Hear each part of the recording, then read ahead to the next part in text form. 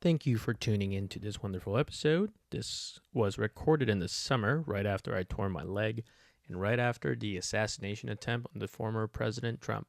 Please listen, as this is not a political banter and a normal episode with Fun Fact Fridays, This Day in History, Ryan and my story.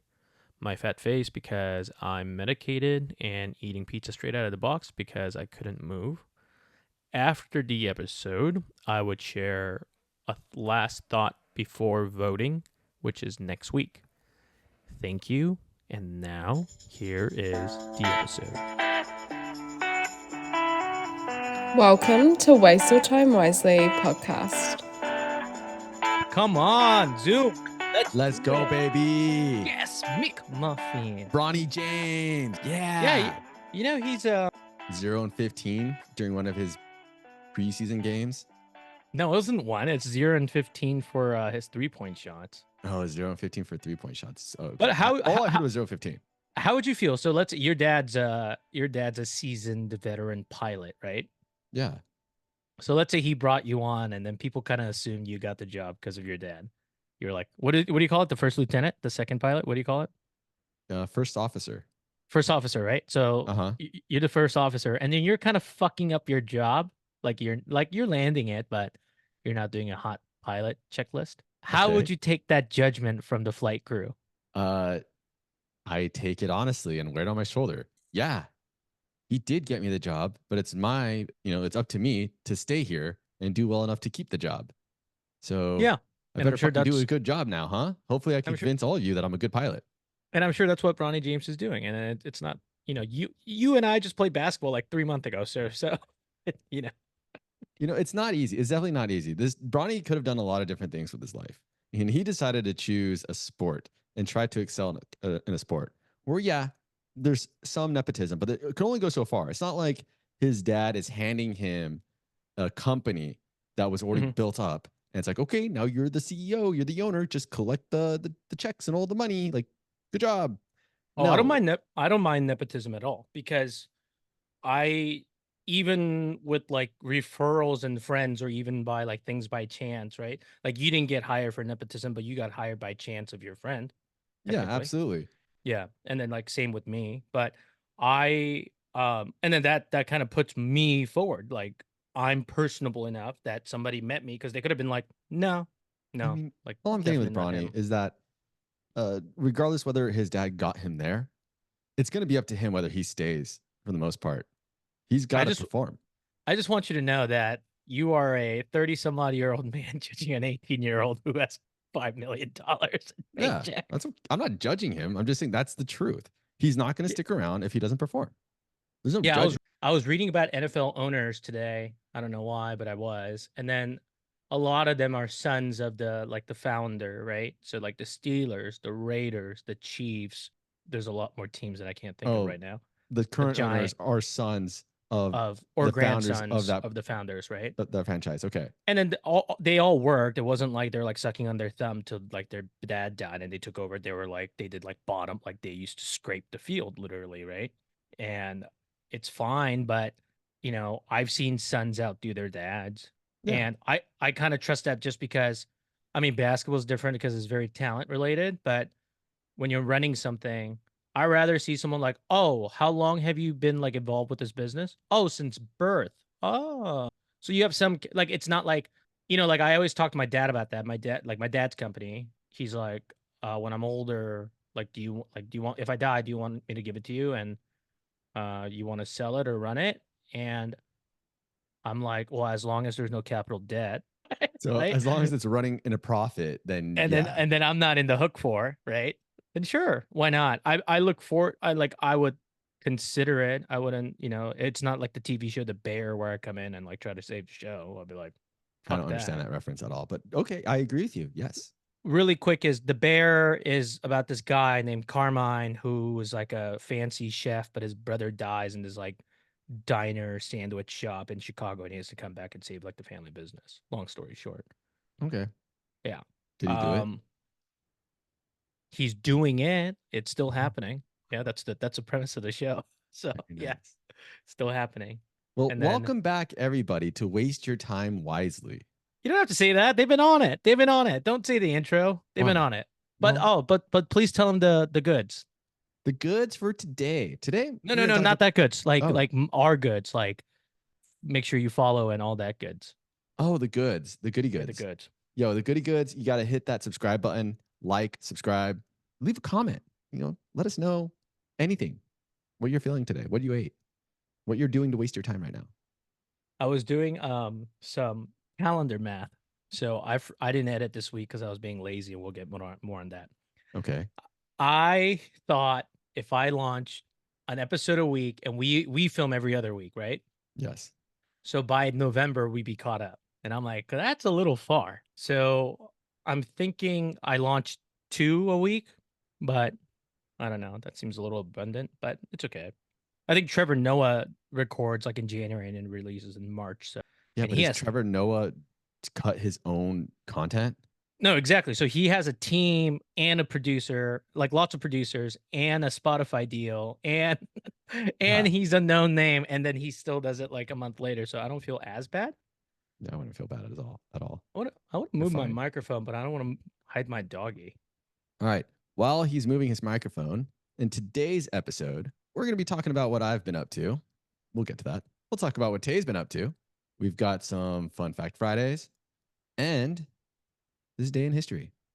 Wait a minute. Are you taking over my Fun Fact Friday section? No, I'm just assuming you have a fun fact for us. And if you I don't, you don't, better but find I one. mean, I have a list of it because I'm prepared.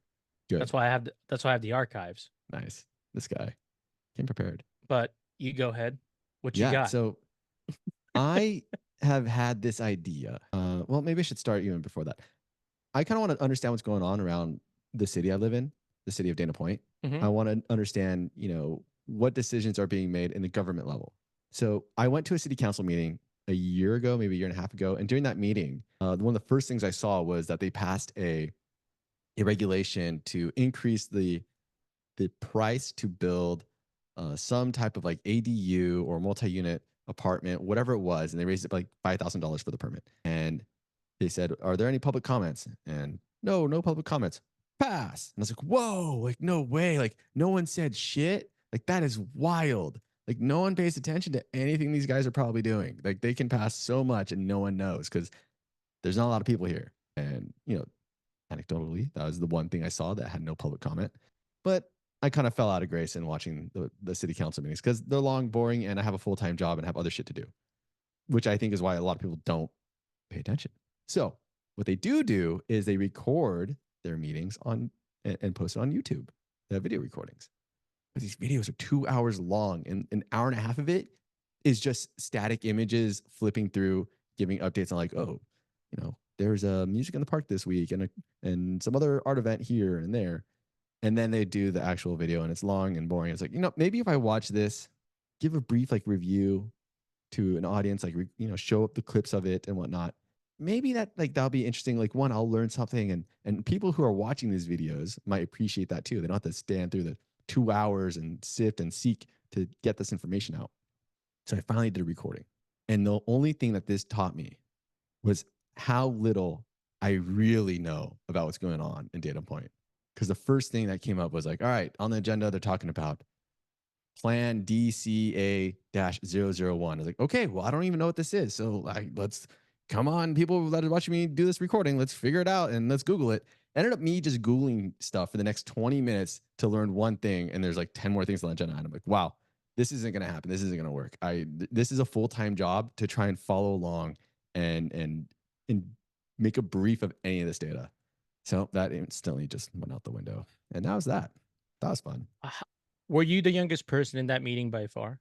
That meeting that I went to, I think there were kids there for something else going on, like a Boy Scout troop, something like that was happening.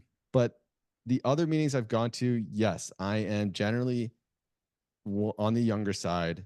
If someone isn't being presented an award or being shown appreciation, like they're up there to be talked about, as opposed to being there to give a public comment or being there for some type of public opinion. Like they're typically there for some type of presentation is what I see on the younger children, or children, I should say, the younger participant.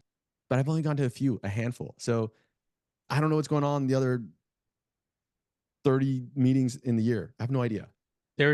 We have a mutual friend that used to work for a city council in La Cañada, and then I've sat in those meetings, and it's okay. They're valid complaints by citizens. I don't think they're bad, but Good. it's very petty. It should be a very like black or white thing, but it's never a black and white thing. And transitioning really quick because I have a fun fact Friday, and you could say yours. Ooh.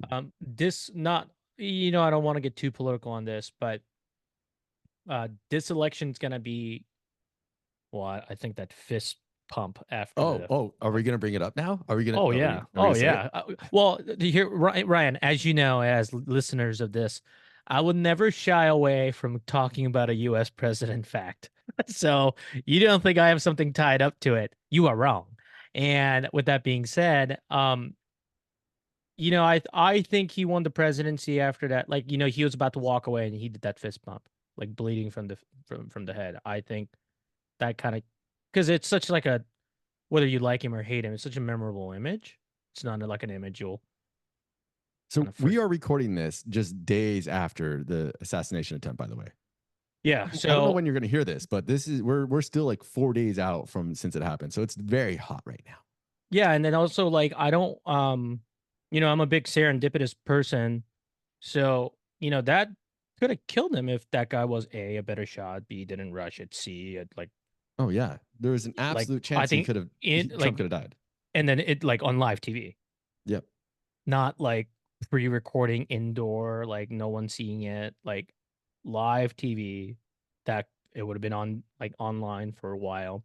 And then I'm sure there would have been like not only would I have like put the country at some very, very like deep blues, but it's also had like there'll be a lot of conspiracy talk after that because it just Wait, sounds too much there's like already conspiracy talk.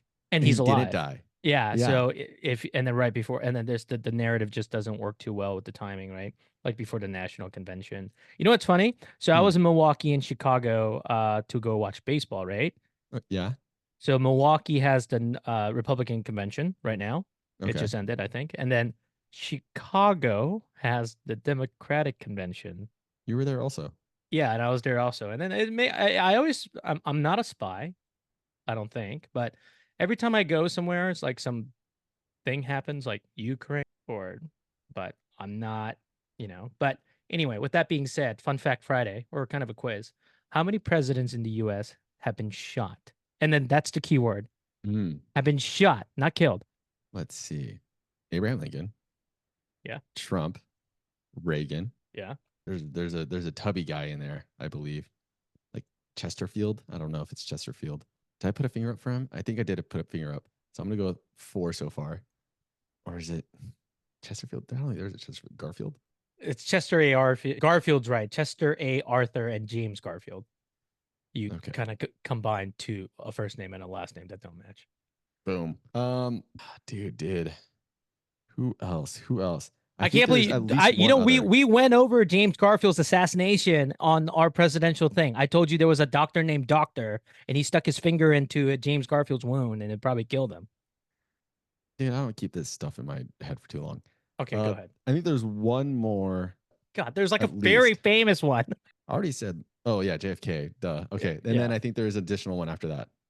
So I'm going with 6, maybe 7 have been shot. All right. So who are 7? Okay, so 7's correct, but not really because there are people who were trying to get shot that didn't get shot. Like I think What? Ford got shot at, but he didn't get hit. I think Truman was gonna get killed by 2 different separatist group. He didn't get killed. Like Nixon almost got shot, but the car was going too fast. Hold on. So for the 7, then, are we talking about 7 that actually got Yeah. hit? So this, Okay, yeah, okay. it actually hit. So this is Got just it. additional info. So Cool. there are a lot of presidents who somebody wanted them to die, and somebody acted on it. I took it as like the president wanted to get shot. I was like, why would the president want to get And hit? some people do. Some people do, right? So, Okay. I'm sure during Civil War, Lincoln probably said something like, "You know what? Death might be a better option than this shit." But so 4 presidents have been killed, which is Lincoln, that's a famous one. JFK, that's another famous one. McKinley got shot. That's how Theodore Roosevelt Mm, became the youngest president.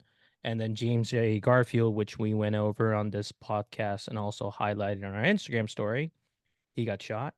And then people who got shot and didn't die, Reagan got shot by the guy who tried to impress Jodie Foster. yes, Yes. And then obviously Donald Trump got shot recently.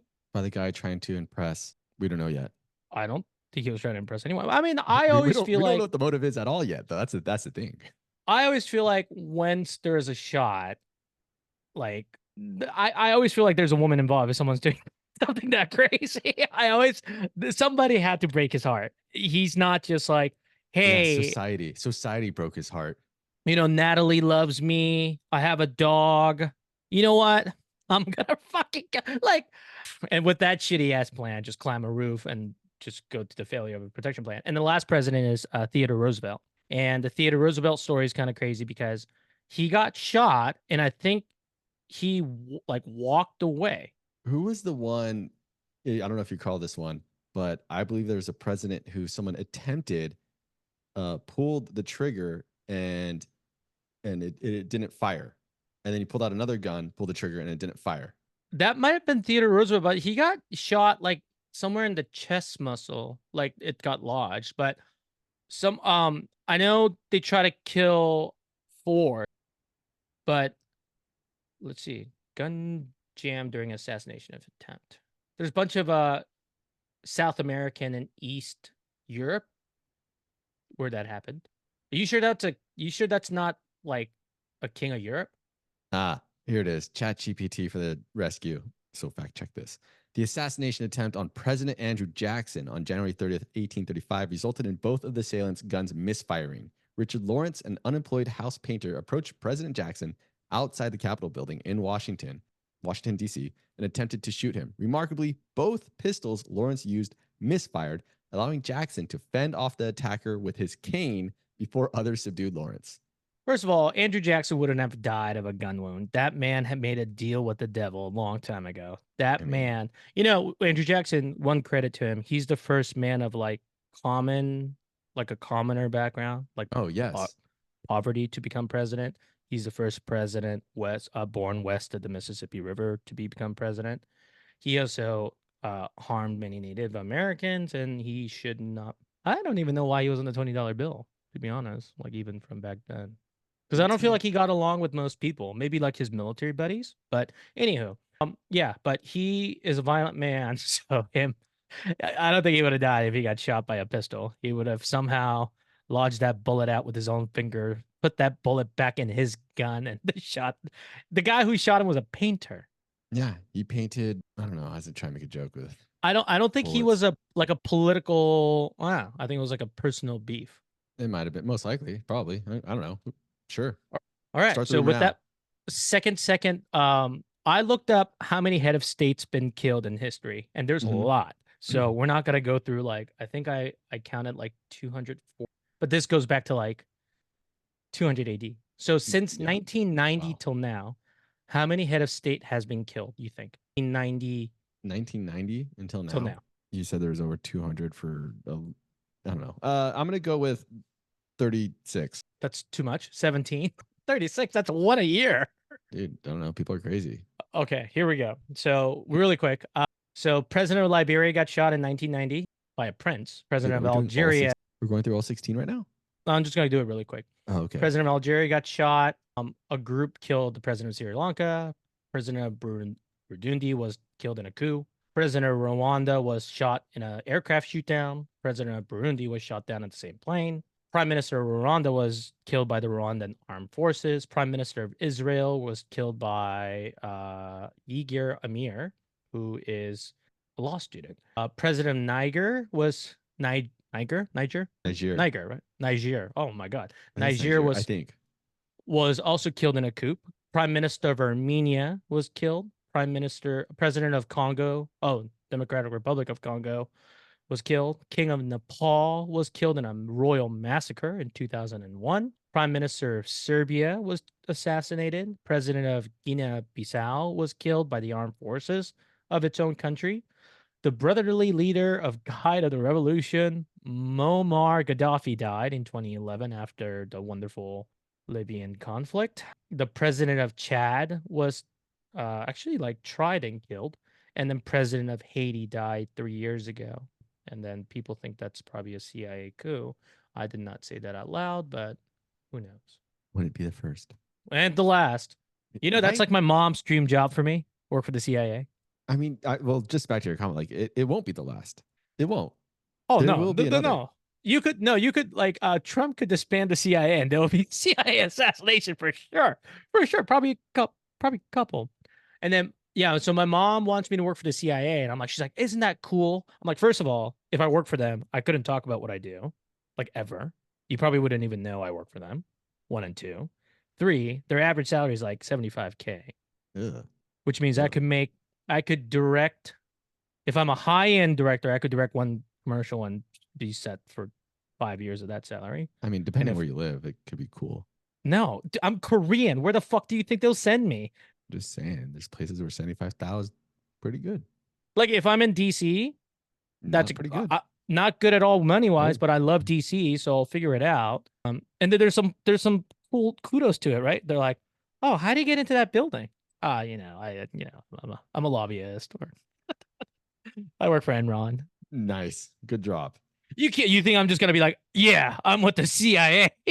I'm an ice cream maker. I work for the CIA. No, I can't say that because I'll get kidnapped and killed and tortured, which is probably lesser of the evil. But with that being said, what is I'm just gonna throw this out loud because I think I said this, but I don't know. I don't remember saying it. So on November 7th, oh, I guess I'm saving it for November. So I'll save it for November. Well, I guess we'll never find out until November. Yeah, you got to tune in. It's about science. My favorite. You want to speak about science? I got some science for you. I got some science for you. There's something wrong with the Domino's app, so they don't deliver to my house, so I have to go pick it up. That sounds less science than I wanted. It's computer science. And then to me, it's not a big deal, right? But when you have a torn calf and you don't want to walk around and you were like, what food delivers? Oh, pizza delivers. I haven't had pizza in a while. I should get pizza. And then you get this wonderful thing. And then they delivered here before. But you get this wonderful thing like, we do not deliver to this address. Please I carry out. wonder if you would have just called them instead. If they would be like, yeah, we'll take it there. See you in a bit. That's what they told me to do. But when you call them now, it's an automated machine for Oh, so and then there's some scrutiny that I don't mind in life, but forcing myself into an automatic call center and it's not even a human. It's like a machine telling me to order online. They should give me like three options, like order online or you want to order on the phone. Order on the phone, even if I have to wait. At least it's dialed. And then, I have my phone issue, so I couldn't like call and drive at the same time and stuff. So lots of issues. But what are your fun fact Friday? I didn't have a fun fact Friday. That's all you. I was just saying it was going to be done. Oh, I got a day in history. Oh, do you want to save it, or Save let's it. just do it. Let's just do it. Fuck I'm it. not Why saving it. This is not a stock. It's not like appreciating in value here. This day in history, May 17th. We're looking at May 17th, 1955. Something special happened. What do you think it was, Tay? Don't look at the notes. Wait, what year? I didn't look at the notes. 1955. May 17th. Yes. Does it have to do with America? It is very American in some form. Is it global or domestic? It has global presence now. At the time, this was the first of the parks. Oh, national parks? I think to some people it's their national park. It has a very strong following. Fuck, There's a I don't know. mouse that's at the front of it. Oh, opening of Disneyland? The opening of Disneyland by Walt Disney in Anaheim, California, 1955, May 17th. So Why didn't you do this? Why didn't you do this in May? because wait, did I say May 17th? Why do I have May 17th down here? Is it May 17th? I don't. I'm hoping I typed that one wrong. That it's actually It's July 7th. 17th. It's July. Start over. Okay. Just start No, over. we're moving on. It's July 17th. I just did a typo, and I didn't recognize that until Tay caught it. So I know that. You know why I know that date? I used to give tours at not Disneyland but Disney Studios. So when guests come over to our team or company, like my senior VP would be like, "Do you want to give him a tour around the lot?" And then And that was one of the things you gave him, the yeah, founding July 17th, July. Okay, 1955, not May 17th. big whoop. Anyways, That's a huge. Let no me. chance. I'm gonna call you. I'm gonna say happy birthday for you in April now. Ever? I'll be stoked. Whatever. No, you won't. No, you won't. Okay. So Disneyland opens. It took just a year to build it. It cost 17 million to build that park. Today's dollars in 2024, about 200 million dollars. Holy The fuck, that's a huge gap. I was gonna guess. I was gonna guess 90. Holy 90 fuck. million? Yeah, no, Well, because inflation the is a park. bitch. Well, yes, but park wasn't that big back then. But I mean, it makes sense because the land. But go I ahead. think I have on here what was there. So Frontierland, Tomorrowland, Adventureland, Fantasyland, and the Main Street USA were all a part of that grand opening. And as far as the inaugural attendance for the first year, I found about 2 million visited the park in that first year. Do you know how many people visit now? I did have the number because somebody gave me a Disneyland tour. It's no, I don't know top of my head. About 16 million a year as of 2022. So it's grown, man. It has grown. And this was a fun fact I got. So I guess I do have a fun fact. Look at that. On Disneyland's opening day, it was said pretty much that it was disastrous. By many accounts, the opening day was disastrous because the park wasn't quite ready for the number of visitors that came. They ran out of food, drinks, and this happened because there were counterfeit tickets, which increased the number of attendance from the crowd. So things like, oh, which one did I have here? Oh, yeah. Even shoes got stuck in freshly laid asphalt due to the 100-degree heat in California. So instead of 11,000 people that are invited, because of those counterfeit tickets, they ended up receiving about 28,000 people attending. Good for them. And then that's pretty much all I really have here. Yeah, that's it, really. Real There's couple. 5 other parks in the world. So, like I said, kind of global. And then the castle that's in Anaheim at Disneyland. Do you know whose castle that is? Yes, I used to be the Disney company's intern rep, and I used to quiz people on what castle is whose castle on each Disneyland park. So then, So please it's not share. a I have a funny story about that. So it's the Sleeping Beauty castle. Yay! Which But is famously inspired by Sleeping Beauty, I don't know. I don't even know how to say. I was really hoping you knew because I can't say this word. Neuschwanstein Castle in Germany. Neuschwanstein. Yeah, Neuschwanstein. that's next to Munich. I had no idea. I just saw the word. You've seen it. It's Okay. like, have you been to California Adventure? Yes. Have you been to Soaring Over the World one? I soared over Like California and smelled oranges. you didn't soar over the world? I don't I don't think it was called soaring over the world at the No, time. sometimes you soar over California, sometimes you soar over the world. It I don't think depends. I was soaring over the world. You did not soar over the world. You did not I, go to the safaris and the castle. that doesn't sound familiar at all. So the castle, you need to go to D-Land more. But Okay. sometimes you get out of California, Uh-huh. or same premise, same ride, but a couple things. Name the Disneyland parks around the world. Dude, I have no idea. Oh, okay, I take that back. You got Disneyland here. I think you have Disney World in Florida. Yeah. And then after that, I know nothing.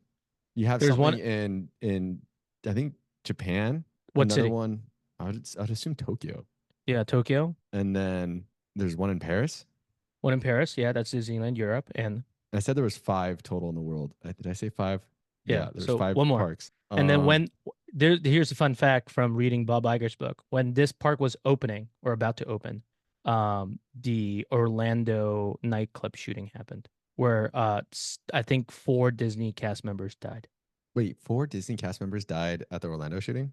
Yeah, you know the Orlando nightclub shooting, the Yeah. gay, I think it's called Rave. I forgot the name, but Mhm. I when know that what you're happened, talking about. I think 3 or 4 cast members Pulse. died. Yeah, Pulse. There we go. Yeah. So 3 to Oh. 4. Were those cast members supposed to be at the opening of the new park? No. But Okay. Disney has this thing where, like, if I work for Disney and I get murdered in Colombia, they could still track me down as an employee who got killed in Colombia. Because Weird. they're everywhere. Because it's Missing its one own. more though. It's a big city, very futuristic looking. The last city that I'm missing. Yeah. I was gonna say somewhere in China. I have Yeah, no you've idea. been, I don't think you've been there, but you've been near it. I've been to Beijing. So you've been kind of near it. Oh, yay me. Start naming Chinese cities. Oh my God. Beijing. That's it. That's all. That's the That's city. all you know? Are you that American? You could I, only name. oh, I thought you said it was. I thought you said yeah. I was near it because it was in. I thought you said it was like in Beijing. No, no, no. It's not actually, it's not walking distance to Beijing at all, but it's closer just because it's in the same country. So start naming cities. Oh my goodness. It's not hard. Hong Kong. Shanghai. Godly. Jesus fuck. They want Hong Kong. I don't think Hong Kong's big enough for a theme park. Yeah, but I think but they China wants Hong Kong. Is it part? China Is it now like officially a part of China? no, Hong Kong's part of China. China wants Taiwan. I know they also want. They want everything else. I get it. Hong Kong's part of China. Hong Kong It- has been part of China. Just Britain took it over after they got Asians addicted to opiates, which we won't have to get into. We don't have to talk about me, East Asian, talking about East Asians being easily addicted to things like well, gambling. my understanding was that they still had some form. Well, yes, they're still a part of But China, but still had but some form of not isolationism from China, but I don't even know how to independence, call that. Yeah, like a little like their own independence, and they that came they down. I think they do, but I think they're fighting it all the time. But yeah, so for 100 years, so but the problem is because I was going to say in London, but UK had control over Hong Kong after the, I think the Boxer Revolution and like the Opium Wars. So, excuse me, there was a Yeah, they they blew it had up it in like for what, the 80s? no, they had it for 100 years. I think it was like 99. God. I think it was British. British mandate, like it's like where British mandate where it's like everywhere, right? Where does the Commonwealth end? Where does it begin? So, because I remember seeing it in the news, my dad, 1997, July 1st, 1997, Dang. 156 years rule. So now it's a Chinese sovereignty. It's interesting. I've never been to Hong Kong. Always wanted to. Fun Hong Kong story I always tell people. There was a very famous Korean actress and a Korean director in the 70s or the 60s. Hmm. They were in Hong Kong, like on a just like a little vacation, and they got kidnapped by the North Koreans for like From 20 Hong Kong? years. Yeah, from Hong Kong on a boat. And then they were forced to go to, I don't know if you know this, Kim Jong-il, the second leader of North Korea, the Hmm. father of the current one, the one who stars in Team America, Team World Police. Kim Jong-il is a huge cinephile, and he's supposedly have seen every movie ever made, but he's a big movie fan, so he kidnapped one of the biggest Korean directors at the time, who's married to one of the biggest Korean actresses at the time, to have them star in North Korean movies. So did he star in North Korean movies? He did not. I think he was probably the producer. I think that's what he probably wanted to be. And then going back to the whole rich thing, like I think I told you, like if my dad was filthy rich, I would not, unless it's a company I'm super interested in, I would work for the company, but I wouldn't want to take it over. Because I know for a fact there are people more talented than me. It doesn't, especially if it's not a family business. It's different if like my dad started the Pittsburgh Steelers, then yeah, it's like you grow up into it, right? I But if mean, my dad made some like tech revolution when I'm like 17, it's like, okay, that's cool, but just you could stay on the still, board, stay on the board and then just fuck off, right? I don't need day-to-day operations. yeah, But as I I say, would you could still be an owner and let it be managed by people you hire and are part of no, but I your, wouldn't want your my name trust. to be I just want to be on the board. I think that's where you kind of have fati toi power. But that means mind your own business, by the way. My new favorite Italian phrase. Tu fati toi. Oh, but you got to say it with your hands like this. You sound like a Um, fascist. do I? Do I sound like a Mussolini type? A Yes. Benito type? Oh, here's a fun trivia question. What was Benito Mussolini's first job? Or not as a teenager? Like, what was it like? How did he start his career? Social services. Close. Kind of close. I don't even know. He was a journalist, I mean, that's not social services. Come on. but he was a socialist politician and a journalist. So I All guess right. Journalist. Okay. he crazy, dude. I mean, people would be crazy. Yeah, going on. Let's do some updates and then we'll chit chat about the thing. You have anything else about? Do you have any fun Disneyland stories? They just take my money all the time. That's not a fun story. It's just the truth. God, give me like PTSD. No, I don't have any stories. You know what's funny? When I used to go there for free, it is much more fun. Yeah, I bet, right? I bet so. Yeah. I'm not gonna lie. When it's free, and then so they greet you differently if you have a cast member. They Oh, get okay. like, I lied. I lied. I have a story. I have a story. all right, Okay. say the ending first. Club 33. Okay. That's an interesting. Go ahead. You like that? You know what it is. If you know, you know. If you don't know, you might as well just shut your ears for the next like 2 minutes. My Anyways, des my desire to go there like significantly dropped after I stopped drinking. I went there and I did have a drink, but there's other reasons to go there. It's like a clout thing. It is a clout thing. Yeah. Anyways, how I got in. My dad worked for United as a pilot, and United had an opportunity. They were selling Disneyland tickets, which included access to Club 33 for that day. And your access included a breakfast buffet. So my dad asked me, "Hey, you want to go?" I was like, "Club 33, I'm in. Buy the tickets. Let's go. Let's do this." And we went. We spent the day at Disneyland. Fun day. Just him, my mom, myself. No older brother. He wasn't there. I don't know. I think he was out of state. Anyways, we had the breakfast. I was in Club 33. Good time. I'll probably never ever be back in it again. What That's if it. it was? What if I took you there for free? Oh, I'll go. Yeah, sure. I'll join you. Why not? Now I have no desire to go there unless like I'm with somebody I'm trying to impress. Like I don't drink, Yeah, but if they have a so buffet, we should go for the buffet. there's other buffets, Ryan. Yeah, but not in Club 33. We need to go to the Club 33 buffet. And then they serve liquor in California Adventure, and I'm glad I drank there before drinking became like I stopped drinking. I remember just getting boozed up there. I'm like, let's go. And then I was with Olivia. Do you know Olivia Cardona? No. She's a grade older than you, a grade younger than me. So we're at Disneyland, and then And if she knows me, I'm so sorry that I don't remember you. it's okay. She's not listening to this. It's her birthday Good. tomorrow, I think. I was just getting boozed up, and she's like, "You can you ride roller coasters?" Like after that, I'm like, lady, I'm an alcoholic. Like, come on. You think a beer is gonna stop me from the Incredicoaster? Woo. You think a beer is gonna upset my stomach of Tower of Terror? Possibly, but no, Still doing it. still doing it. I'm. I would love to yak on that ride. That'd be great.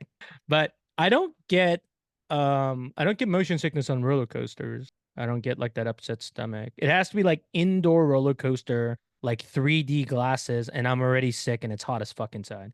Like it can't be like an outdoor roller coaster, like When is the last time you roller coastered? like in my life. Yes. The I hell? went Like, to when else would it be? Like in your on your computer? Like I don't know. How I does that think I question went get in asked? I think I went in April or March. Oh, pretty recent. I live by Six Flags, guy. That is true, but just because you live by it doesn't mean you're going to it. Also, I went to Disneyland too. So yeah. I took my cousin was visiting from Korea, and then she has two kids. Oh, here's a fun story. Not to get this is like the Disneyland episode, isn't it? So Oh, my apparently. yeah, my cousin has two daughters, and then they're like 7 and 5 or 6 and 4. And then one of them's like barely the height limit to ride some rides, right? Like Hmm. this far off. So I remember going on the Indiana Jones ride. I'm like, oh fuck, she's not gonna meet. Like I know she's not gonna meet the height. Like I've been here enough, right? So my idea was just to like rush her through, and then I was gonna tell her in Korean, like stand on your tippy toe. I'm just gonna pick you up, Hmm. and if I do it in a rush, they're not gonna stop me. But of course, a family member had to stop right before the line, be like, "Oh wait, for what? Why? I told you the plan. Why? Why would you do this?" And then we're going, and then one staff comes up. Oh, sorry, a cast member shows up, and she's like, "Excuse me, do you mind if I measure her height?" I'm like, fuck. So they put her under the little height chart, and she's like maybe 2 fingers away from the height. Man, And it's not at a point where I'm like, because I'm like, should I stuff her shoes? Because I'm just gonna that, sit her in the middle, and Indiana Jones is not. It's not really dangerous. yeah, Like I think it's fascinating. She could go on Thunder Mountain, but but she not. can't go on. But she can't go on fucking Indiana Jones. But whatever. I guess it's a leg thing. I'm sure an Imagineer would explain that for me. So she couldn't get on. So I sent my cousin, my uncle, and her first daughter. They went to the ride, and then the younger one and I kind of just walked around, and we went on. what did we go on? I think we went on like the kids Teacups. ride. No, I hate teacups. We went on teacups. I hate because it's a long line. It's never short. The loading process should be much quicker, but people are dumb. They're like, no, not this one. Why are you saying that now? Say that when you're in the line. You're in the line for a while. Say, I want that yellow one. Okay. And rush to it. It's like bumper cars, right? And then when they load you in, they like they just load you in, right? They're like, okay, next. How many? That's a roller coaster question, right? How many? And you know those people who are like, I just got here, I guess, even though it's halfway through the day. I don't know how many people are in my party. How many? Oh, I've been waiting for 40 minutes, but I can't answer that simple question. How many?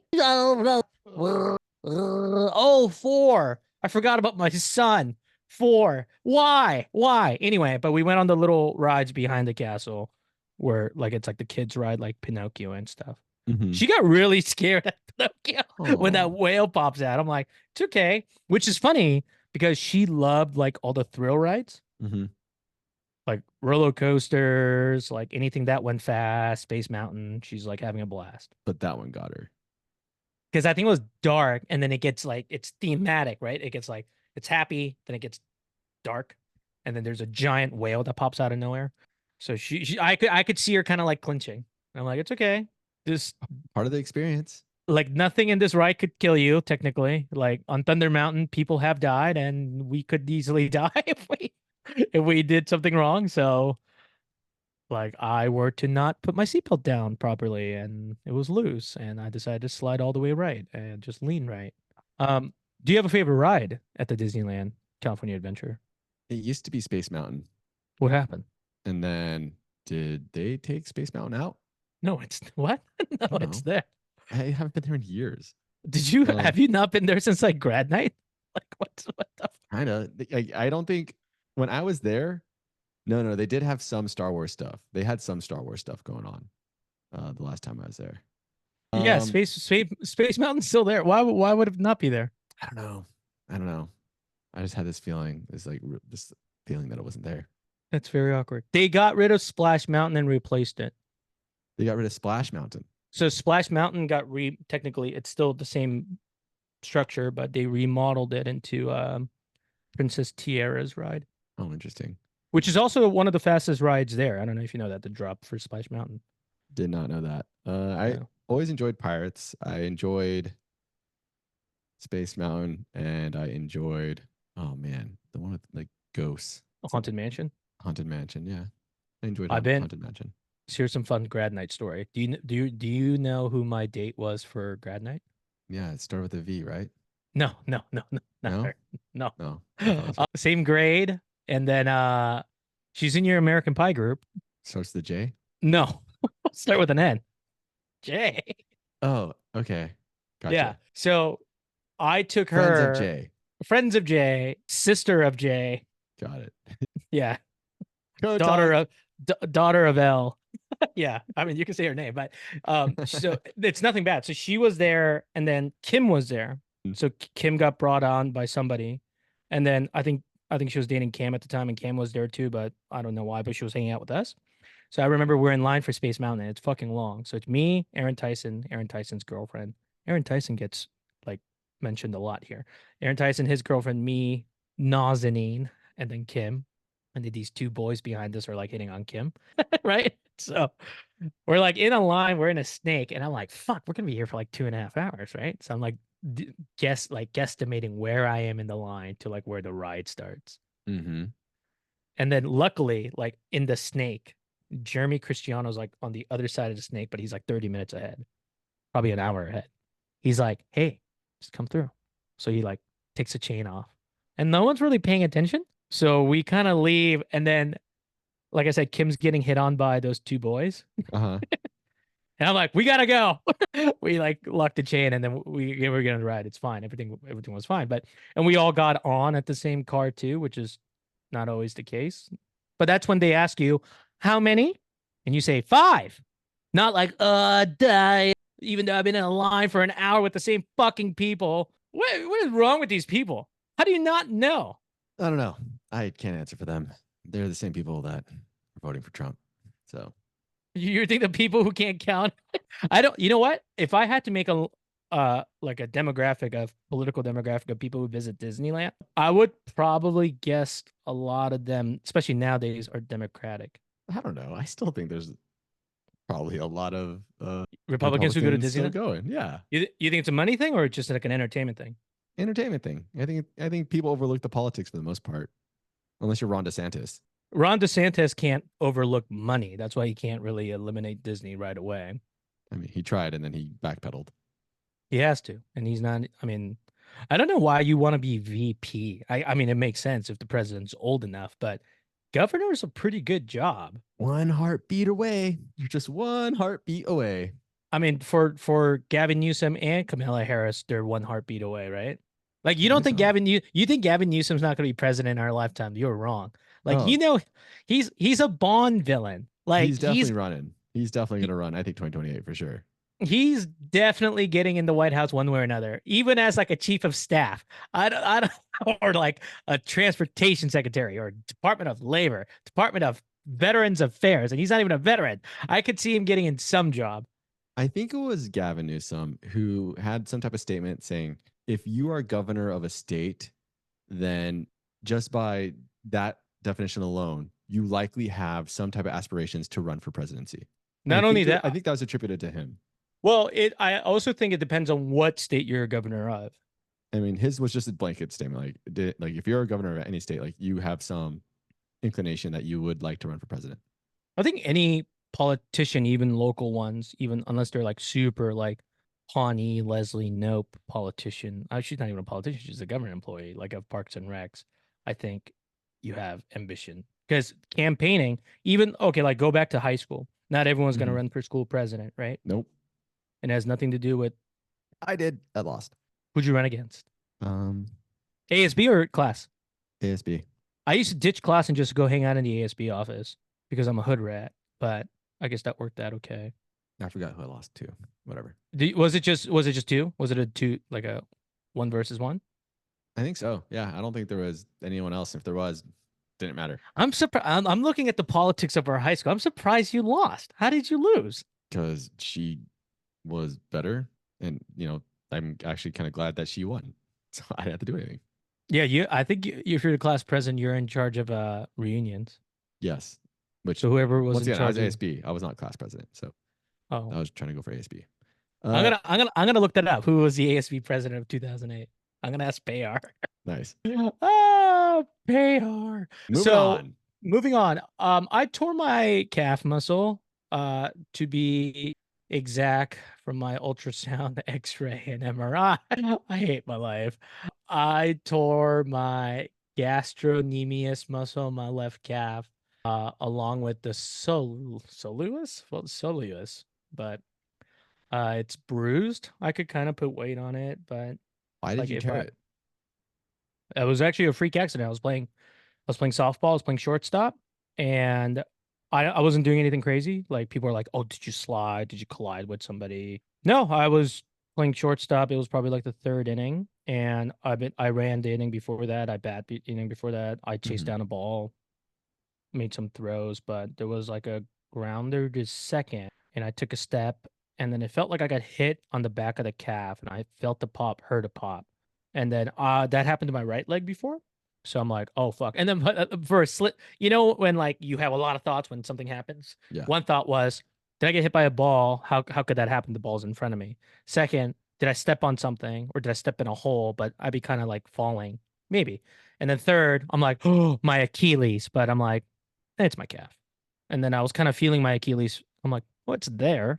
I'm sure it pulled on it and it's a little bit bruised now, but uh nothing like I've been injured so many times. It's fine. I just deal with it. But I had to my VA has x-rays 24/7. So I go at like midnight because there's no wait.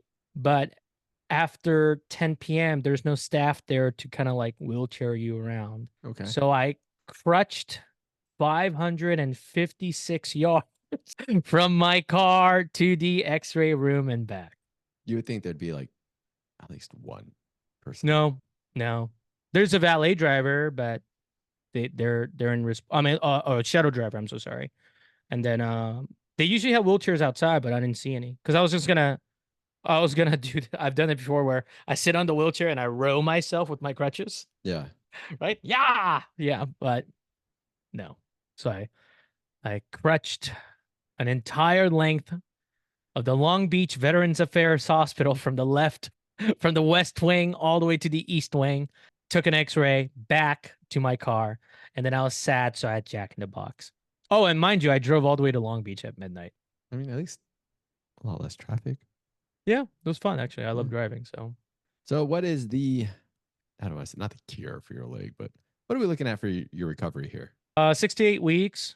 It gradually starts from just rest, not putting weight on it, icing every day, some inflammation pain and pain medicine. And then along with that, you gradually start adding weight, and then you go to like, supported calf raises while sitting down. So what I'm hearing is that in 8 weeks, we can go kick field goals. I don't just show me when it's ready. One, and then second, like I don't even know. I was looking at that footage the other day, and I'm like, first of all, why do we just take turns? Because it would have just been over. We would have just ended it. I mean, it was a fun day. Don't get me wrong, but it could have just been like 1, 2, 3, 4, and then okay, and then maybe 1, 2, 3, 4 again, and then we would have been done. But it's okay. Now we know for the next time. And then second, I've been asking about Havasu for that was in April, so let's just say 3 months now. And then now you'll be like, oh, you're injured, so you can't go to Havasu. I'll be like, ha ha ha, I guess so. How Like, many? wait, why couldn't How you go? many? You can still How go. many? How many? I'm not fucking going on that goddamn jet ski with a bad calf. I'll be too tempted Okay. to jump off. Yeah, fair enough then. And I'm not a passive jet ski rider. Like why? It's an open lake and it's me. So I'm not gonna be like, how many? How many? How many? How many? Duh, yeah, fucking people. What's going on in your life? How's married life? Oh, married life is, chill. Is someone watching you? Right? Like No. that was no, that was a weird response. Love it. I love married life. Yeah. I have a question. She posts on Instagram often. You don't. Is there a reason? So, okay.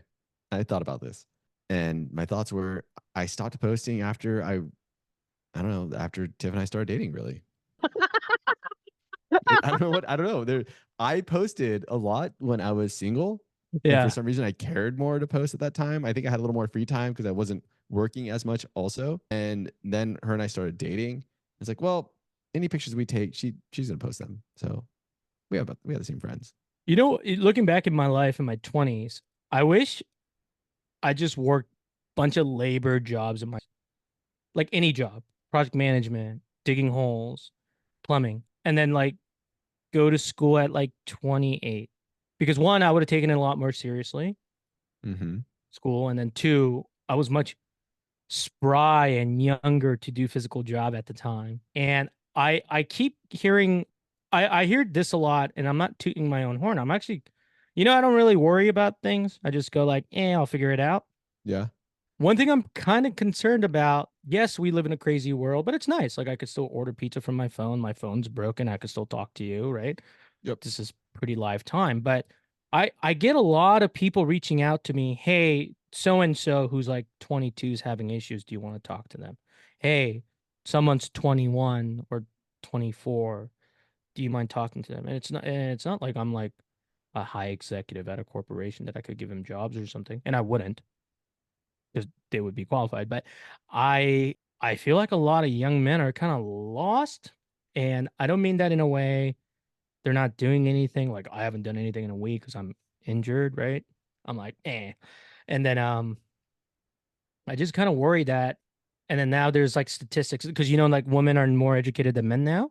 And Okay. if I look at the people I talk to, because I seem to date younger, like a lot of the girls I talk to, they're like, or maybe it's like my crowd, but like they go to grad school, they go to like the secondary education. And I know a lot of guys who kind of like dropped out of their undergrad. And it's fine. Like you and I went to undergrad one way or another and we graduated, and then that's not a make or break thing in life. But I feel like a lot of guys are kind of like, why am I doing this if I'm not really getting a job after college? That's a fair assessment. I mean, because it does depend on one, what you're going to study Yeah. has an impact on what type of job you're going to get. But even then, like anecdotally, there was a family friend who graduated with a mechanical engineering degree, I think 2 years ago now, still hasn't been able to land the first career job out of college as an Yeah. engineer. And then Now, and I don't know who that person is, but it's a high STEM degree. And not only is it a STEM degree, I'm sure, it's a nice thing, but like I'm not trying to make it artistic symbolic. Like I have a coffee table out of my degrees. And it's because I needed wall space, one, and then two, I'm like, what am I gonna do with all these framed degrees? Like I don't have a corner office. And then I'm not gonna bring my degrees to my corner office, be like, yeah, these. look at these, two masters, right? Two masters and still working here, making less than making less than people with no degrees. So it's fine, but I knew that going in, and then for Yeah. me, it was a little bit more circumstantial. Like if I didn't have the GI Bill, I don't think I would have pursued higher degrees. That wasn't like you either get the money or you don't. It was more like Mhm. you don't go to school, you're not getting that money. I'm like, well, sir, Uncle Sam, I'm in.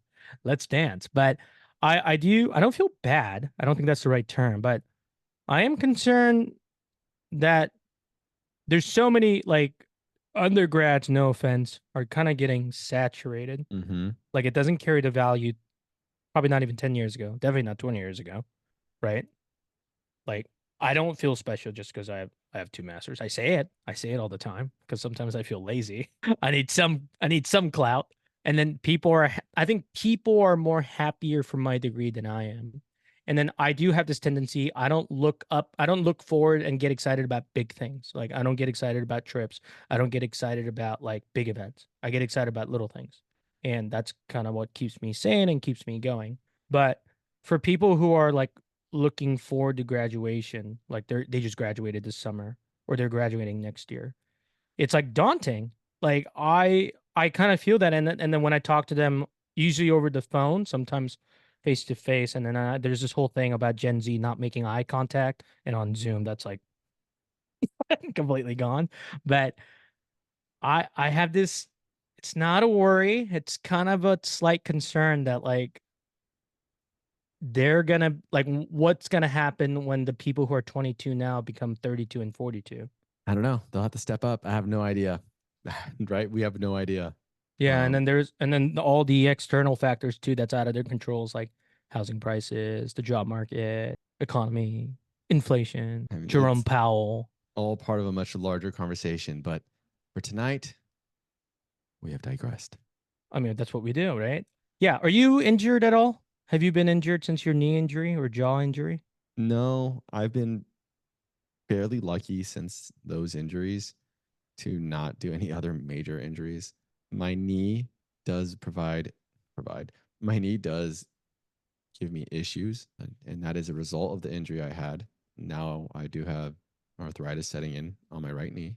Hell So yeah. yeah, I can't play basketball, like 3, 4 games in a row anymore. Like that's not like I did that very much to begin with. But if I wanted to, I just can't do it. I can do like a solid, I think 2 games, maybe a third game, but I'm really babying the knee after that, like third or during the third game. What hurts the most, like cutting or like jumping or all? I can cut, jump, and do all that stuff. It's just afterwards, the knee itself is sore. And so like bending and whatnot ends up being a little more cumbersome. So in the moment, it's not really a big deal. It's what happens when the adrenaline starts to wear off and I'm no longer moving around and I'm just kind of sitting and relaxing now. Then my knee gets real sore and achy. I'm learning a lot right now, even like I battle I'll just say mental issues. And then right now, since I'm focused on like a daily pain, like Mm-hmm. I have to take steps with some concern and thought to it. So I don't really have thoughts of getting sad or whatever, or kind of. But a lot of people get depressed when they're injured. And there's also a fun fact that a lot of people can't even run a fucking pickup game, but they have the audacity to call out, NBA playoff people who's been playing 80 game seasons and now they're in a 16 game playoff. And then now they're exhausted after 40 minutes of playing and they miss a shot and they're like, oh, look at this. Look at that air ball. I'm like, of course, because when I go to the YMCA, everybody's just ballers, right? Everybody's just ballers. And those guys didn't even play in college. So anyway, so yeah, there's a nice little bruise. I have a fat calf, sort of my Mm-hmm. calf and the soloist muscle is. So right there's a nice, kind of looks, I'm not on any drugs. It kind of looks like a constellation, like the color of it. It's like Okay. blue and black, and I still see like blood like speckled in it and my skin color in the background. It's kind of nice. It's like a nice tattoo. Like if I looked at it from afar, I'd be like, did I get a Milky Way tattoo on my calf? Oh man. But it's getting kind of, that ugly bruise color. Like the greenish. It's like greenish and like not gangreeny. I don't think that's the right term, but it's Don't kind look of good. like it don't look good. It looks like it looks like I got beat in the calf. Like I got hit. And I have to tell people it's internal, not external. So that's fun. What we were supposed to talk about something, but well, I guess we'll talk about it later. Yeah, No, that's I'm about it. getting tired. I gotta go to bed. Don't say that. I'm There are tired. I need to sleep. come up with a better code. Um, I We digressed. We digressed. and then last thing here, I don't give a fuck about people telling me they need sleep. You know what time I woke up today? 2 a.m. You know what time I went to bed? 12 a.m. That's you And it, though. and I wasn't on anything. Yesterday, I even said something nice. I'm like, I'm not gonna drink coffee. That's your And guess what? decision. I I want to slept go to for bed. 2 hours and I woke up and I hated myself. And I got coffee at That's why I want to go to bed, so I don't wake up and hate myself. it's okay. I'll finish you at this story and you'll like it. So I'm not medicated. Like I take Advil, I take ibuprofen. I'm not on Yes. Percocet. I kind of Okay. asked him for Percocet, but I'm like, I don't like opiates. Parking. So I took my friend's Tesla out, and then like he has his garage key like underneath, Mm-hmm. like in a like little drawer. I don't know if you drove a Tesla before. So I open the garage and I'm driving out, and I kind of throw it back in there. I go to Starbucks. I come back. I talk to the lady there. I'm driving back, and I can't find the garage key. And I'm like, did I leave it at Starbucks? Like, what? And I'm like looking around. So I'm hobbling around the car with like a flashlight, like looking underneath the car seat. And he has a very clean car. I did Mm-hmm. find a pink golf ball randomly. And I'm like digging through. I'm like, I must have left it at Starbucks because I can't find it. Like, it makes no sense. But I'm like, they'll leave it on the roof. Like, what am I doing? But I realized in the Tesla, like in the glove compartment, there's two compartments. So one slides open, there's like a tray. That's where you keep your coins and your garage key. And then that pushes in, there's like a whole compartment underneath it. So I'm digging through the compartment underneath it because I didn't see the tray fall in and it's like early and I didn't sleep and I'm all over the place. There But you go. And that's why I need to go to sleep so I do not lose my garage key in this whatever. apartment. You have PTO. I don't care. Well, I don't want to use PTO because I didn't get good sleep. Oh, because you're late for an hour, something's like someone's gonna die. Someone's gonna die. Are you gonna miss your secret service detail? I actually And don't have any morning meetings. have a shooter 155 yards away who fucking climbed a ladder and people are like, oh, there's a guy over there. And they're like, whatever. We should talk more about that. But We I what am say 2 sentences about that and then we'll leave. I mean, it's not really hard to sum it up to 2 sentences, but it was wild. Thoughts and prayers. Let's move on. no, that's interesting. It was very political, but all right. Hey, everybody. Thanks for listening to us ramble jamble about it. Wish well for my calf. I hope Ryan enjoys. I think you should go to Disney California Adventure with me. I think you will enjoy it a lot more. Probably. Yeah. Whoever you went with, no offense to them, they probably suck. That was my cousins and my family, but okay. Yeah. We'll talk about this. Wait, the last time you went was with your cousin and your family? Last time I went, no, I don't think so. It might have been Not with my Club parents. 33. Not It Club might- 33. It could have been Club 33. That was the last time you went? Yeah, it really could have been. Oh my Lord. All right. Well, fun fact. Next Tuesday, I was gonna go to Disneyland and I already had tickets. And guess who's not going to Disneyland because someone can't walk. But if anybody wants to move me around in a wheelchair, let's do it. But anyway, I hope everybody's well. Talk soon. Say the thing, Ryan. Like and subscribe and leave a comment. And follow and share with your friends. Thank you, everybody. Thank you.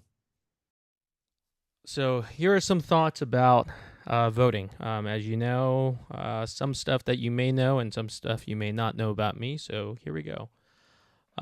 Regarding the candidates, because we talked about the props last time, I didn't really tell you how I was going to vote, but if you listen to the episode of last week's pretty carefully, or 2 weeks ago, you could probably understand which props I'm leaning towards.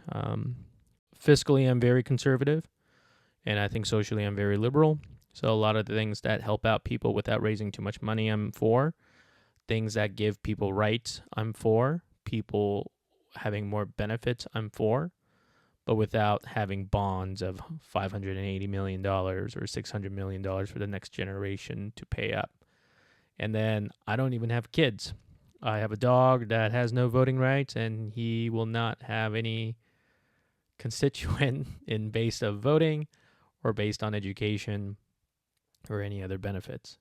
So with that being said, the big fish. I was asked by multiple friends, who am I going to vote for? You could ask me directly who I'm going to vote for, and I would gladly answer for you. For me, it's not a secret, but I will not try to sway anybody's vote here. But with that being said, I will tell you how I feel about them, and maybe you can make your decision. So we'll first start with Madam Vice President. I don't know where she stands. I feel like at a time the Democrats have no identity in a broad spectrum. Like, are you fighting for everybody? Are you fighting for the left? Are you like, who are you fighting for? On paper, her policy sounds great and sound, and it's very cool that she's fighting for equality. But even her fight doesn't seem equal. And I'm a Californian, proud and true, and I'm very proud of my state, even probably more proud of my state than my city of Los Angeles. And I like my city too. And she was our state's top prosecutor for a long time, and I don't think she did a bad job, and you could be split on if she did a great job or a bad job. And not just I, but publicly, I think she was too hard on people of color, which is very interesting because she is a minority. She was also our senator for a brief period.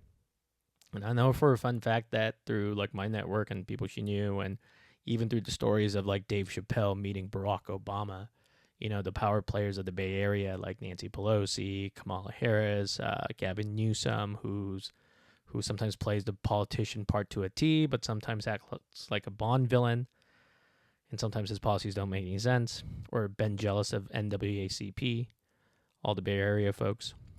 So some things I agree with and some things I don't, and we don't have to get into that.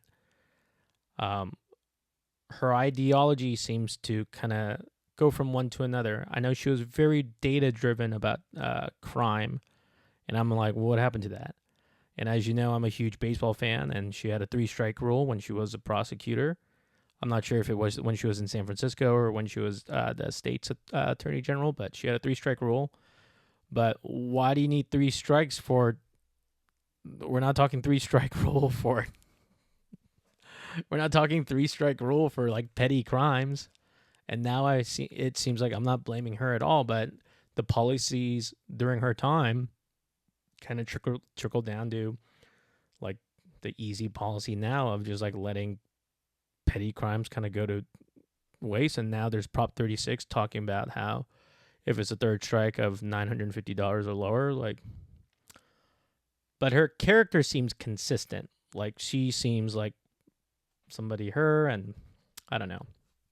With that being said, her as a global leader, I'm not sure. She seems like a go-getter. I work for a couple go-getters, and I didn't have to like them as a person, but they always got things done. But some flaws that I see as a leader, and this is not a big thing, but something to think about, which is she's supposed to be one of the leaders that was supposed to fix the border issue during the Biden administration, and then later found out that she didn't have much to say at all. And then when she was interviewed by Lester Holt, she's never been to the border, and then she responded, well, I've never been to Europe. And then this is the person that's supposed to lead the free world, and Europe is not in some peaceful, happy-go-lucky days. I know Europe's amazing. I love visiting Europe, but as you know, on the eastern front of Europe, there's a conflict, and it might be at their doorstep. And as you know, I'm not part of NATO, but I've been awarded NATO medals. Yay.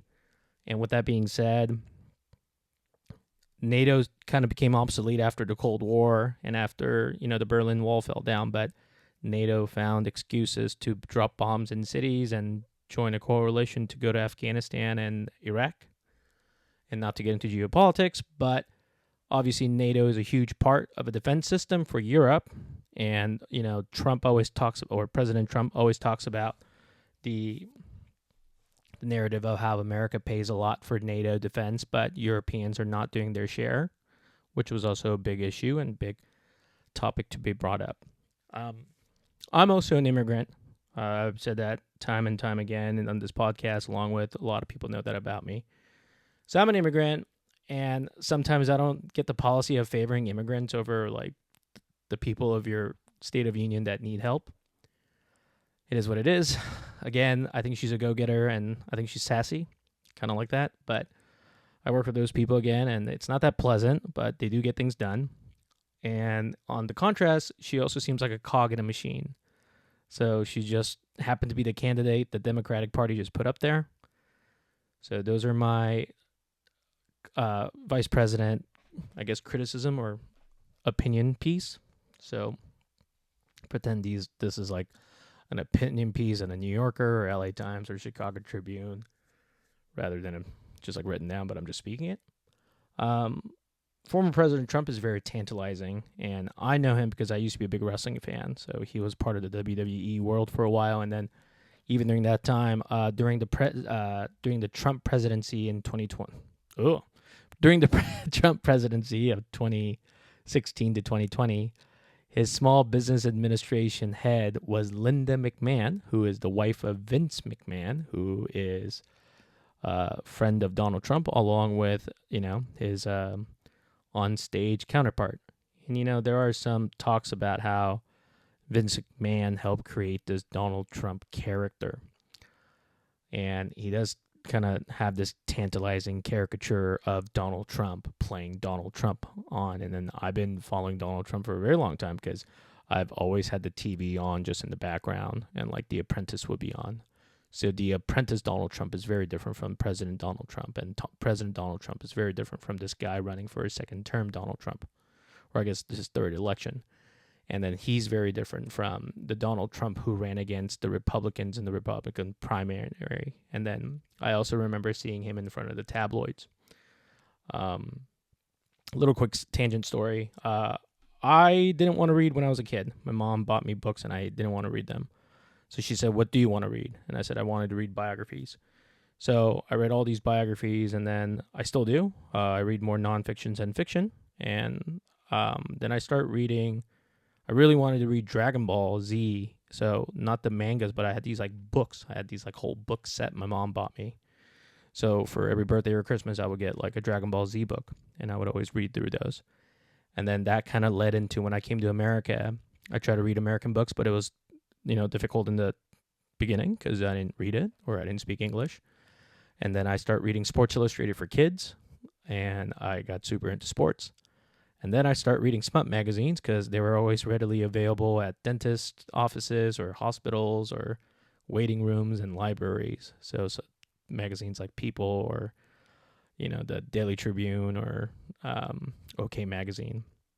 And the New York Press Junket, or I call it the TMZ of New York, those used to always have Donald Trump on the cover for one way or another.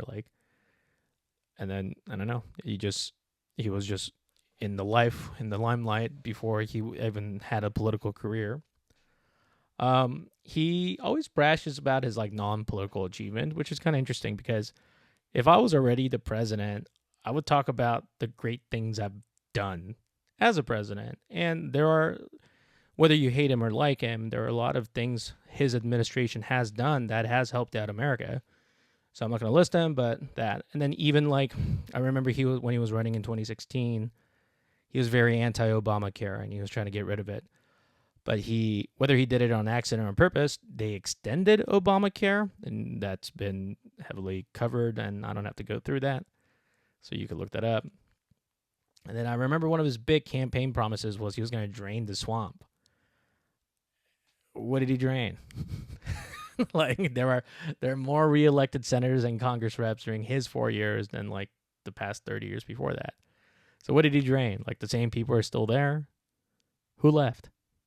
Like, is he not using Drano? Like, what swamp got drained? I don't understand that.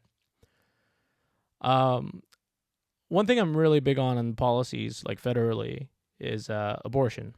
So I'm very pro-choice, and that this is not just because I want to score points with the ladies.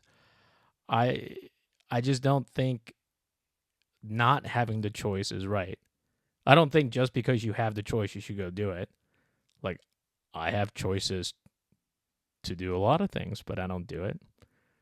Like, I used to have unlimited subscription. I mean, I'm so sorry. I used to have unlimited prescription to Percocet, and I knew how dangerous that was. But if someone wants to be anti-abortion, that's okay, but try not to bring God into it. Everybody wants to bring God into it, and we will talk about separation of church and state. But some people are very hard on this abortion issue where there's no exception at all, like not even for rape or incest. So somebody who's a victim has to live with an offspring of like a hatred crime. I don't think that's right. And then the child didn't do anything wrong. So I don't understand that at all. I mean, I do understand it, but we won't get into that here. Feel free to ask me. Another thing about the Trump administration was I really didn't like all the turnaround rate of the Trump cabinet members. And then, a lot of cabinet members have a huge turnaround rate. But usually it's because they get better jobs or they're sick of their jobs. So they resign and become a board member of a company, or they retire and just get paid, or they go to Dancing with the Stars. But a lot of the Trump cabinet members, people leave and people get dismissed and people get fired and, again, venture into better opportunities. But many of his former cabinet members talk shit about him. If some did it, okay. And if some got fired and did it, okay. Because there's pettiness, and I get that. But it's a lot of people. That's like saying if my like senior VP at Disney, who I respect and love as like a human and a leader, let's say he was hated by everybody who worked under him. Like, this can't be like a political ploy or pettiness. Like, it can't be everybody. Like, it's a lot of people who are Republicans. So that's interesting. Mainly, to emphasize that, I respect General James Mattis a lot. I'm not a Marine, and, Marines eat crayons, and Army people make fun of Marines all the time, but James Mattis was the Secretary of Defense, and he used to be a Marine, obviously. And I was in the Army, so this is difficult for me to give kudos to the Marines, but James Mattis resigned, and pretty sure he was going to get fired if he didn't. And then Trump talked shit about him, which is very on brand of Donald Trump or President Trump, but it doesn't even make any sense because it's like, why? Like, nothing got messed up. You didn't agree. Just be like, we didn't agree. He was great. Let's wish you the best. Let's move on. Couple things. This goes to both candidates, but take fucking accountability. Like, going back to Madam Vice President, she said some, she's part of my language here. She said some shit about Joe Biden during their primaries that she never took back. And then she's like, oh, I'm so glad to do this, Joe. I mean, seems a little two-faced to be in public like that. I get it. It's a team thing, but do you? Going to the Trump thing, Trump blames the whole Afghanistan exit all on Biden. And then, it was very poorly executed withdrawal. A big thing about that is the Trump administration is the one who made a deal with the Taliban. So in February 2020, you could look this up, Mike Pompeo, who was the Secretary of State at the time, former CIA director, signed a peace agreement with the Taliban. And a lot of the public will be very confused. They're like, wait, aren't they the enemy? Like, what does that even mean? Look it up. Lots of videos on it. And then this news probably just died out just because what happened with COVID. So this was in the middle of February, I believe. And then COVID happened, so like all the news that was going into it kind of got lost, right? Like, I don't know if you know this. Like, I always talk about, Bad Boys 3 was leading the box office record for like January in 2020, and then I think it was like one of the biggest movies of 2020 because no other movies really came out in 2020. But anyway, going back to Mike Pompeo, Afghanistan, and Trump administration.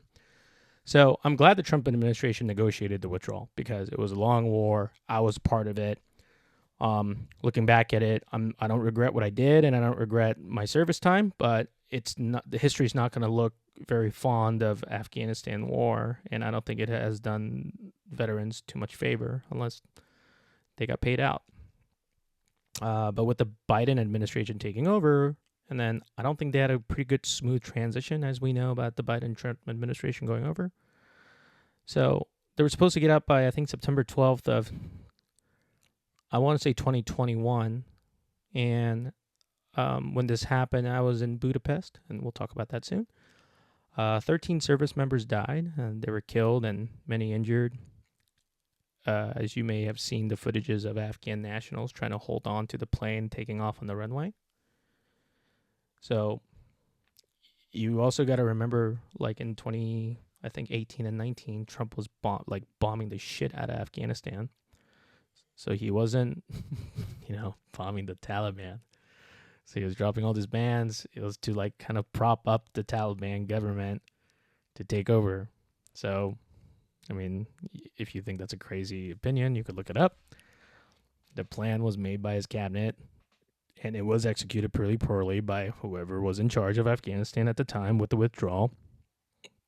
And the Biden administration takes the blame. Going to the more recent news, I'm a big Dodgers fan, so I'm pretty, jolly about the 3-0 start, and then hopefully later today they might win, and then they'll sweep the Yankees and win the World Series. But yesterday, or this weekend, there was a political rally at Madison Square Garden.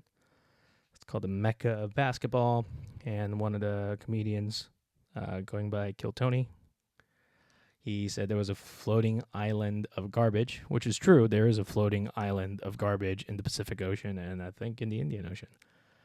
And then he made a joke saying that is Puerto Rico. So obviously I didn't say that joke right because I don't think it's a correct joke. And I think that's fucked up in many ways because, one, I'm a big like a frenzy recyclist.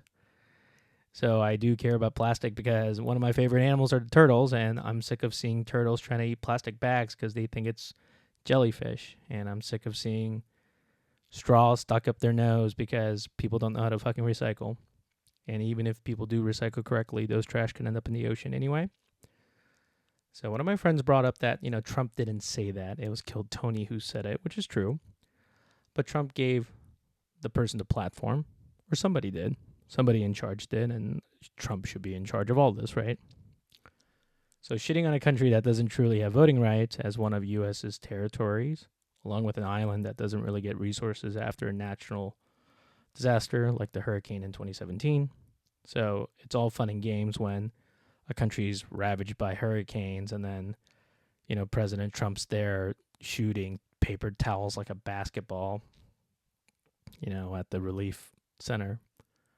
But now looking back at it, I don't think he really gives a shit about Puerto Rico. Going back to Madam Vice President Kamala Harris. She once called South Korea North Korea in South Korea, which is like calling Tel Aviv Gaza and calling Hezbollah the IDF. Why not? Fuck it. And okay, people make mistakes and, maybe she was tired, maybe she had a long day, but, she's a public prosecutor. She's been talking in public for a long time. She's been the Attorney General of California. She's made plenty of speeches. She's had her own campaigns. She was a senator. And, she didn't fly on some fucking standby on fucking United. She had her own plane going there. She has political aides. She has translators. She has people giving her briefings and notes that typed up pretty for her. I've seen these. I used to escort VIPs in Afghanistan, so I know how they fucking operate. I've seen it in person. Seen how they move. I seen them walk and talk like, okay, this is happening. Coach them up. It's like she was talking just to talk. And, I just did a small talk for The Moth, and that's a group that is dedicated to craft of storytelling. A video I will post and you will see soon. And then one of the big things about The Moth is you have to go up on stage and talk, or you have to go talk on Zoom with no notes. And it's based on practice. And it kind of feels like she didn't give too much fucks. And she didn't really practice. She just said, all right, these are the talking points. And, North Korea is our great ally. And it's, people make mistakes. It's fine. But it's a very interesting soundbite that nobody's really taking advantage of or even said. Some of my friends have called me liberal, and some of my friends have called me conservative. So they can't both be right. Even if one was right, the other one's wrong. And I think in this case, both are wrong. I am very moderate. I'm very independent. Fiscally, I'm super conservative. And socially, I'm super liberal. I'm an immigrant, but I don't like the immigrant policies.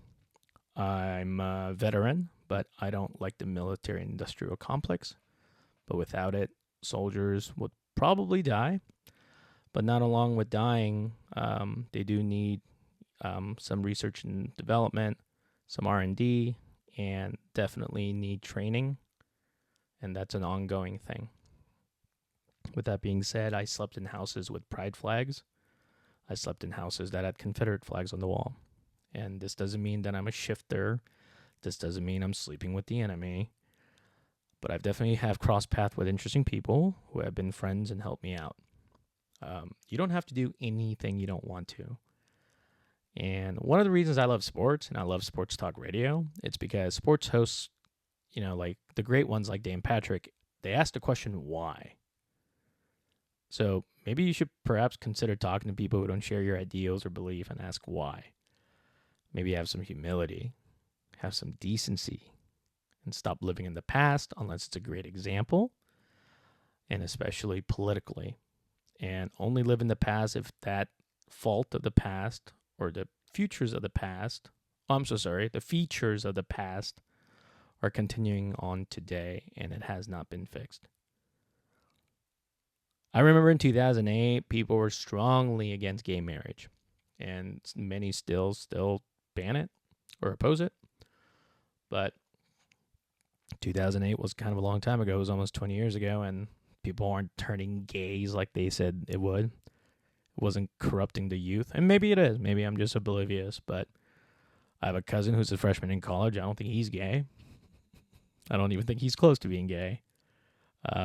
Bunch of my friends have kids. I don't think they're gay. My neighbors are not gay. So just because it's legal, that doesn't mean everyone's going to just do it. And it's funny because I live in a weird world where I feel like maybe because I talk to more people, I engage with more people. So a good example is one of my good friends, he's gay, and he's a cross-dresser. And he was on Grindr, which is a gay dating app. And he told me when he was on Grindr, just with his normal picture, a lot of people didn't talk to him. So, but when he cross-dresses, he said he would get hits like no other, like knowing that he's a guy. So he said everybody who hits on him, mainly, are married men with wife and children that message him. And then like we knew who they were because we lived in a small neighborhood. And I worked in a nonprofit where the community came in and out. So like I kind of knew who had like a secret life. So what does that tell you about America? Going to the separation of church and state. We learned about it. We were quizzed on it in school. But when convenient, all these leaders want to bring up God and the Bible. Like, why? Leave God and Bible out of this. Like, what did he do to you? Like, and then as an audience or as the spectator or as a constituent, like, why do you listen to it? Like, we learned that you're supposed to separate it, and you're like, oh, God said so, and I don't even go to church. But now it's like, okay, I guess so. Just because someone says God said so. Like, we said, God bless America. I don't think God ever said that in the Bible. So we're like, hey, cool. anytime God is mentioned, how like the God's protecting the country and how the God protected me in the battlefield.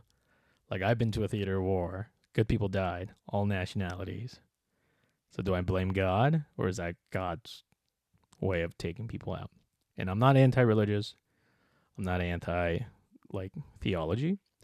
I've also studied religious studies in a while and probably been to more temples, churches, synagogues, mosques, ashrams, and shrines than a normal person. So I respect religion all of it, but don't tie it into my law. And then people really think clearly if God, like, would the God want that law? And if so, like, read the Bible. There are also audiobooks. There's an audiobook Bible version with like Denzel Washington. Like, did you hear me? Denzel Washington in it. Denzel Washington like goes through like one book of the Bible, and then another actor does. Idris Elba does. Then LL Cool J does. Really quick thing about trans people. I don't understand how this became a big political topic. So I have trans friends. I have a friend who is now a woman, a very tall woman, who used to be a man, and I have a friend who is a man now who used to be a woman, and many more. But some I don't talk to anymore because I just lost in touch. I did not. I usually don't cut people out of my life unless they're my exes, or I have to block them, or they block me. Um, uh, I figured out. I found out through Williams Institute through UCLA that 1.6 million people identify themselves as trans in America. That is less than 1% of the population. So again, I'm friends with trans people. I also had this fun story where I had to go look for this very rare book about trans in Budapest, Hungary, of all places, because it was banned in America for a while. So it considers less than 1% of people, and I'll even round it up to 1. So how's that even ever a major topic to fight about? Like, are you that petty? Like, do you fear that as the most? Like, immigration, I understand. Illegal immigration, I definitely understand. But, like, trans? Okay, there are trans people, but how often is that happening? And then I could talk about the other way. I know a bunch of trans people who get assaulted and abused and nothing ever happens. So, I don't understand that at all. I'm all for equal rights, but I don't understand how that's a topping point. It's like, okay, it's like 1% of the population. Let's fight about it. Okay. All right, cool. Somebody said this, and I think a comedian said it. In order to win democracy, we might have to start with a loss. And like to me, I feel like that also means you got to get uncomfortable. So spend time, lose time, dedicate some time. Dedicate some time to read on those boring props. They don't even make sense. Sometimes a lot of them I read and I go, "What?" Search what makes actually sense to you. You don't have to like you don't have to listen to these people and these packs to make decisions for you. Then you lost the battle. You're nothing more than a cog, and then you're more than that. Whoever's listening to this. So it's not just about the presidential election. There's state and local issues that affect you more directly than some federal issues. And then lastly, I want you to vote or consider voting or register to vote. If you're not going to vote on this one, please vote on the midterm in 2026. And if you're not going to vote on that one, please consider voting for 2028. So vote with your gut. My friend Brittany just posted an article on Huffington Post. She's a writer for them. It's titled, "These People Are Hiding Whom They're Actually Voting for from their spouses and family." Link is described below. Pretty interesting article. So you have every right to not vote and vote or not vote. And you do have, you don't have to say who you voted for. Like, it's voted, and that's it's the integrity of the election to keep it anonymous. But please vote. Especially if you're a house owner, please vote. And according to our analytics for Spotify, most of our listeners are aged 34 to 45, which means if you're not registered, if you're not a house owner and wanting to own a home and you don't vote, you're wrong. That's stupid. because it could fuck up your taxes, like majorly. Like you need to consider property taxes. You need to consider neighborhood watches. You need to consider what's happening to your local neighborhoods first. Because it's not about the president. It's about your congressional representative. Oh, did you also know that your Congress representative to give you like a tour, like tour of DC, your like US residents could go directly through the offices of their representative or senators. So these congressional officers offer their own staff-led tours of DC, Washington DC, and most can assist reserving a general tour. Link in my description below. You know, all the good and the crazy, propositions for your state, they make a big deal because they could raise your taxes. There are props in my state that would have bonds for like $500 million. And like on paper, it sounds good. Like it's going to help, schools and stuff. But are they just going to misuse the money? Like I remember a couple of years ago, like lottery money is supposed to go to education, but it's like, okay, there are lottery winners for 350. I think one won almost $1 billion. It's like, where's that tax money going? That's a lot of money. So is the money going to be used efficiently? Sometimes I feel like they patch up mistakes with more money rather than a pliable solution. And it's also about district attorney of your county. If you think people need to be tougher on crime or more lenient on crime, just look into it. Look into the candidates, see what they believe. That's actually a pretty big, important election, I feel like. And please, please, please, please, please, please, please, please, for the fucking love of God, don't take the ads on TV for what they present. Really think about it. Just because someone say they're doing a bad thing or their candidates or their opponent is a criminal doesn't mean so. And it's very conflicting when they play the commercials back to back. It's like, okay, so one of them can't be true. So take a few minutes, see the candidates' like respective perspective. I'm not trying to make a rhyme here, but see the perspective of the candidates and see what they believe in and what they want to do, and then hold them accountable for it.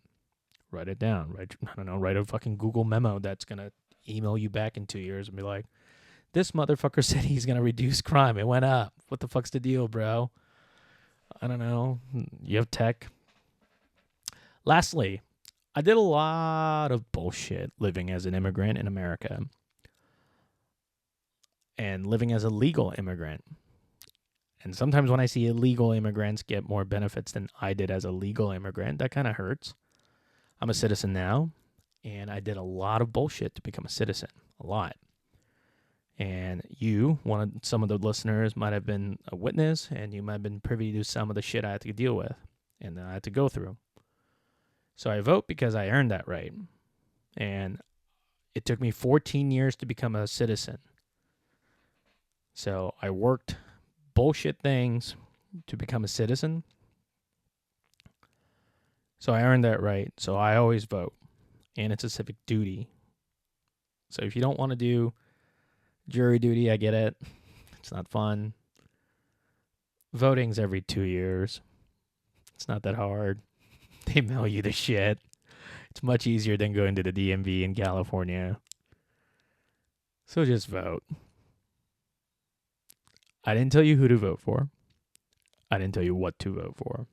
I should not sway you. And with that being said, ads on TV should not sway you. Ads in the mail should not sway you. Your mind, your knowledge, your gut, and your heart, and the policies and representatives that closely align with your lifestyle and your beliefs should be your vote. It should be not based on political party. I understand some of you have been lifelong Republicans, lifelong Democrats. Democrats could have helped you out greatly. Republicans could have helped you out greatly. There are things you are very far left about, things you are very far right about. Or you just like the color blue. Me too. But not all political parties are for your best interest.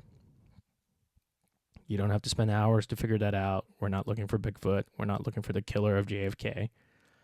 Just see the policies, what it is, And most importantly, more important than voting, I think you should hold all these candidates accountable. So if they promise you something and they don't deliver, you need to consider voting for the other side. And same thing with like if they promise and they actually do deliver, you need to consider voting for them again. Not just circling in dots like this is an SAT test that you did not study for. Rather, this is something you kind of did some homework, take an hour out of your day out of, I don't know, 2 years. I don't think that's hard. And just kind of Google people and be like, all right. Thank you so much for listening. If you could please follow on Spotify and rate, that'd be great. If you could, Spotify only lets you rate if you listen to it. So if you got this far, you could rate it. So far, we have a perfect 5-star rating, and I don't know who rates them. I only see the followers. I have no idea who rates them. So if you want to give me a 1-star or you want to give us a 2-star or 3-star, definitely do that. Please vote. Don't take this as like a command. It's a very strong suggestion. I will not hate you, befriend you, defriend you, unfollow you, or block you because you're Republican or Democrat or even fucking Green Party or Independent. But I would really consider voting if you have not. And if you have not registered, I would definitely think about registering to vote. There's a lot of stigma of like people are like, oh, I didn't go to jury duty, so I'm not going to register to vote, or I'm not going to vote because I didn't go to jury duty. I don't want them to find me. I don't think that's necessarily true. Like, I've never done it, but don't worry about that and just fucking register. That's all I'm saying. And then vote. You get it through the mail. It's not that hard. The judges part. That's very hard. I have no idea who these judges are. And vote. Wear the sticker around. Be proud. Lastly, I don't have kids. I have a dog. And again, he doesn't have constituents. He's not going to go to school. But if you're planning to have kids or you have kids, definitely think about your future. Don't think about like, oh, my kids need to be safe. Obviously. And you're doing that, I'm assuming. But like really think about the policy. And I'm talking about like, do you really want your kids to be like burdened with high taxes because we decide like, okay, well, let's just raise the bonds. I don't even have kids and I think about that. So maybe that's a food for thought. Anyway, hope this helped. Please follow, share, like, all the good things above. And if you have any questions, feel free to direct me. If you could pinpoint to whatever part of the podcast that you want to do, like, oh, at minute 59, you talk about this, and I don't think you're right. Or at minute, 32, you talk about this, and I think that's very interesting. We would greatly appreciate that. Another new episode next week. Go Dodgers. If you go to the Dodgers parade, I will see you there. Looks like they'll be winning the World Series. I don't believe in jinx, so I'm just going to speak pretty freely. I predicted Dodgers will win in 5 games. They're up 3-0, so they might win in the next 24 hours or the next 48 hours. With that being said, thank you for listening to Waste Your Time Wisely, and have a great rest of the week.